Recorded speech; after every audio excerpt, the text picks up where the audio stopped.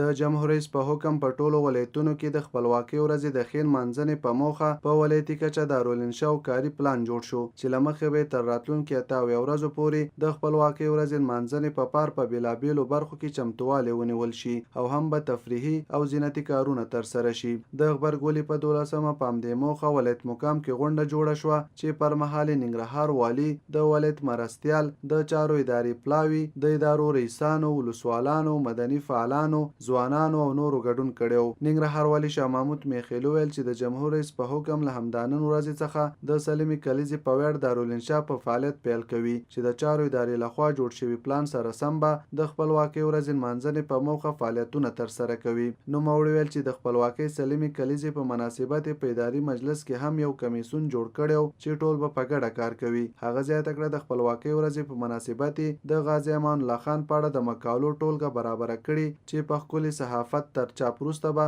د سلیمې کلیزې په ویاړ پر هیوادوالو ویشل شي. ننګرهار والي د ادارو مسؤلینو ته سپارښتنه وکړه چې د جوړ شوي پلان سره سم فعالیت پیل کړي او په خپله برخه کې د ازادۍ سلیمې کلیزې په ویاړ چمتووالی ونیسي. ننګرهار ولایت مرستیال تامیم عارف مومند وویل چې د خپلواکۍ سلمه کلیزه لمانځل ولسي پروګرام دی او هر څوک کولی شي چې دغې ورځې د ښې لمانځنې په موخه ورسره نظرونه شریک کړي. نوموړي ویل چې د خپلواکۍ سلمې کلیزې لمانځنې په موخه جوړ شوی پلان او پریزنټیشن به ادارو سره شریک کړي ترڅو د پلان له مخې په خپله برخه کې فعالیتونه ترسره کړي. پوهنې رئیس حسیب الله شینواري وویل چې دوی همدا مهال په ولسوالیو کې د خپلواکۍ سلمې کلیزې په ویاړ د قرآن کریم حسن قرات سیالۍ او یو شمېر نورې برنامې پر لار اچولي ترڅو خلکو ته د ازادۍ ورځې په اړه هم عامه پوهاوی وکړي. د چارو ادارې ولایتي مسؤل روح الله احمدزي وویل د ولسمشر په حکم په ټولو ولایتونو کې د خپلواکۍ سلمې کلیزې نمانځنې په ویاړ په هر ولایت کې دارالانشا رامنځته شوې چې والي د مسؤل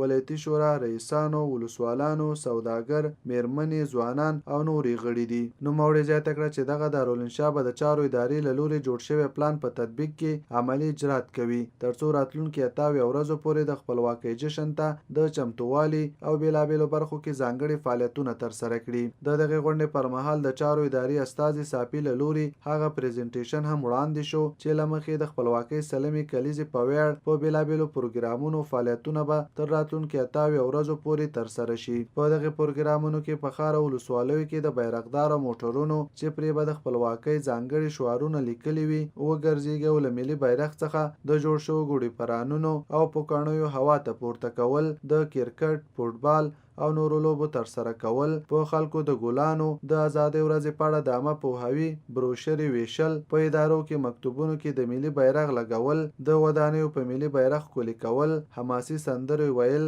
په هره ولسوالۍ کې د خپلواکۍ په نوم یوې ونې ته ښایسته رنګ ورکول او نور پروګرامونه شامل دي. د پلان له مخې په دغه ورځو کې به په ټول هیواد کې 2 افغانۍ تیل ارزانه کیږي ترڅو موټر چلونکي وکولی شي چې د خپلواکۍ سلمې کلیزې جشن کې فعاله ونډه واخلي. همداراز د ازادۍ ورځې په مناسبت به په ښار کې یو څلورلارې د ازادۍ په نوم نومول کیږي او همداراز بزګران او نور هټیوال به خپل توکي په ملي بیرغ پوښي او خرڅلاو ته به یې وړاندې کوي. که کوم توکي ونه پلورل شي نو حکومت به یې وپیري. د مدني فعالانو په استازۍ شریف الله ناصري، سید آغا حلیمزي، اسماعیل هوتک او څو تنه نورو د خپلو خبرو پر مهال د خپلواکۍ سلمې کلیزې په ویاړ د جوړ شوي طرحې او پلان څخه ملاتړ وکړ او زیاته کړه چې باید په ډیره مینه دغه ورځ ولمانځل شي. دوی ویل چې ازادي د ولسونو په قربانیو اخیستل کیږي او ولسونه چمتو دي چې په خپل لګښت سره د سلمې کلیزې په ښه لمانځلو کې ونډه واخلي. دوی همداراز د دې ورځې د ښې لمانځنې په موخه یو شمېر وړاندیزونه